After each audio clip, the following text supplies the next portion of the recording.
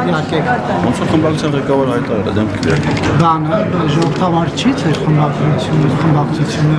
ամեն մեկը ազատ չէ իր падգամավորի մտքի խղճի եւ Այո, ազատ, մենք խմբակցությունում նախապես քննարկել ենք, ազատ մեր դիրքորոշումը արտահայտել ենք, ձևավորել ենք։ Մեծամասնությունը որոշել ոչ թե կարա։ Միաձայն ենք որոշել։ Սամոհազյան Բինյանն ասում էր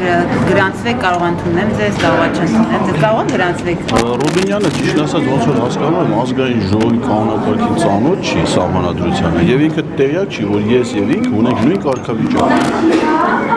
Այսինքն եւ ես եմ падգամավոր եւ ինքը։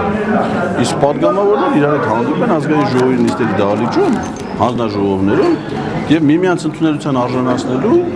խնդիր որպես այդպեսի չունեն։ Ես Ռուբինյանի մոտ եկել էի որպես քաղաքացի, ընդ որում եկել էի ոչ թե անձնական հարցերով, այլ պարզելու համար, թե ինքը որպես Հայաստանի եւ Արցախի